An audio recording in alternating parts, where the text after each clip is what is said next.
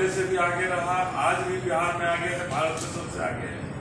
तो सवर्ण आयोग बनाने की सूद आ रही है, आपको याद आ रही है आपको, तो सवर्ण आयोग निश्चित रूप से आप बनाइए। इसके लिए आपको बहुत बहुत बधाई हो बिहार सरकार में बैठे हुए तमाम लोगों को।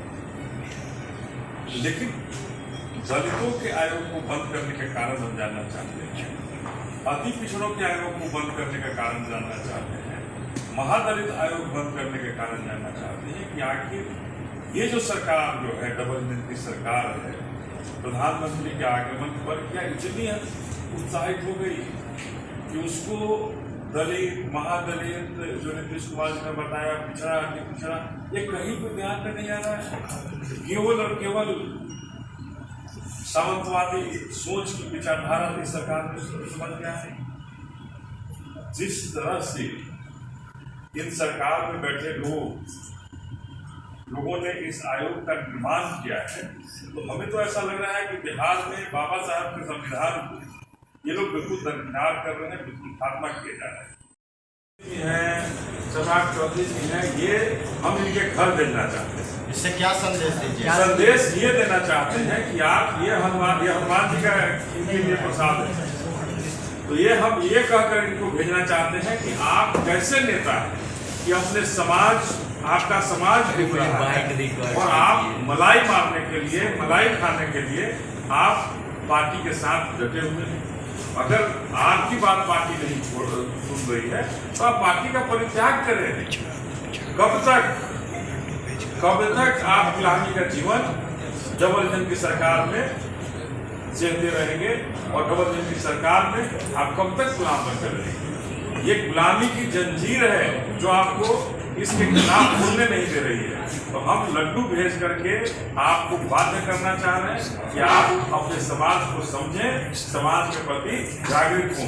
हम बाबा साहब को मानने वाले लोग हैं, हम माननीय काशीराम साहब को मानने वाले लोग हैं, तो हम ये संदेश उन्हें देना चाहते हैं।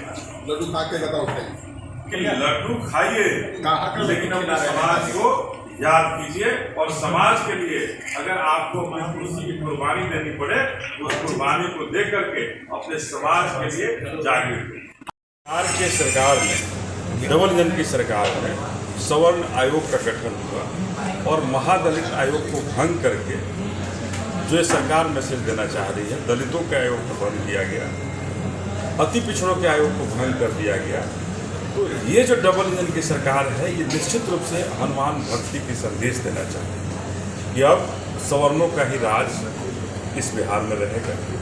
और जो जिस तरह से आज़ादी के पहले हमें शूद्र कहा गया, हमें शूद्र बनाया गया, कहीं ना कहीं ये सरकार फिर से उसी तरह का कुछ प्रयास कर रही है।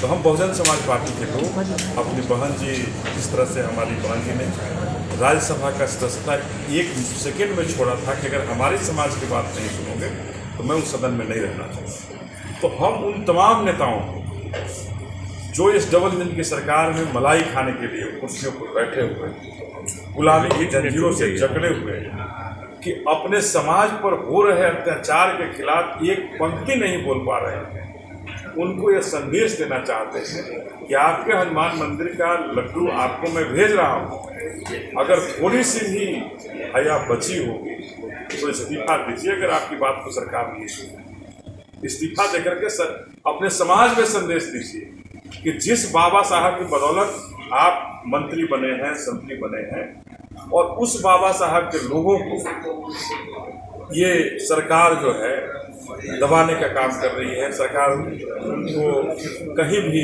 बढ़ने नहीं दे रही है। तो ऐसे लोग मंत्री क्यों बने हुए हैं? उन मंत्री पदों को छोड़ करके आप आगे बढ़िए।